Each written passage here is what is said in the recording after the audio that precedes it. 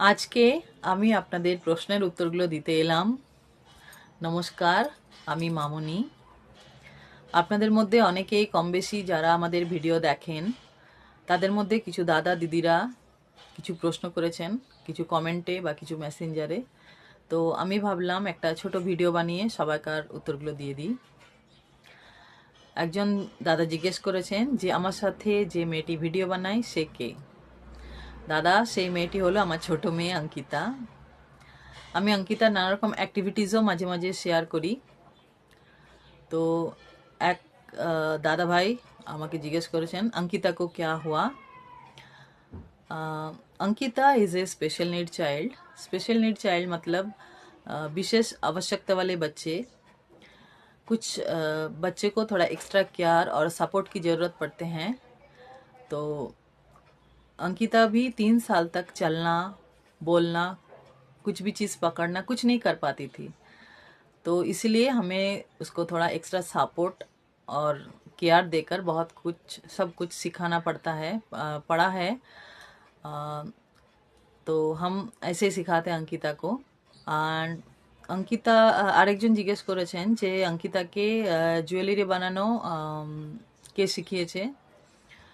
অঙ্কিতা তিন তিন বছর পর্যন্ত চলতে বলতে পারতো না। তো সেই টাইমটা আমাদের পক্ষে অনেক টাফ ছিল। তো ধীরে ধীরে আমরা সেই সময়টা কাটিয়ে উঠেছি। আর আমি অনেক আগে একটা জুয়েলারি কোর্স করে রেখেছিলাম এবং মাঝে মাঝে নিজের জন্য যখনই টাইম পেতাম আমি জুয়েলারি বানাতাম। আমি একদিন দেখলাম যে অঙ্কিতা সেই জুয়েলারির বিডস নিয়ে বসেছে।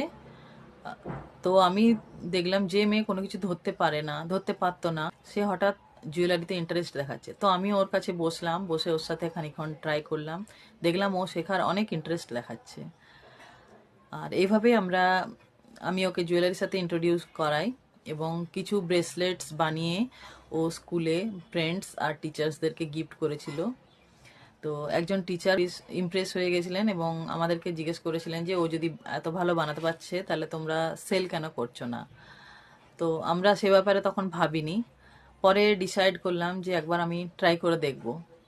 তো আমরা সেই ভেবেই ফার্স্ট টাইম ট্রাই করলাম এবং সবার এত ভালো রেসপন্স পেলাম এবং সেই জন্য এবং এটাকে আমরা পার্মানেন্ট এখন রেখে দিয়েছি, অঙ্কিতাস ক্রিয়েটিভ কর্নার। তো আশা করি আপনাদের সবারকার প্রশ্নের জবাব আমি দিতে পারলাম। তো অনেক অনেক ধন্যবাদ আপনাদের, আপনারা যারা আমাদের ভিডিও দেখেন, অঙ্কিতাকে এনকারেজ করেন।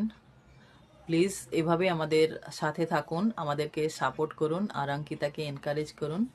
Thank you so much.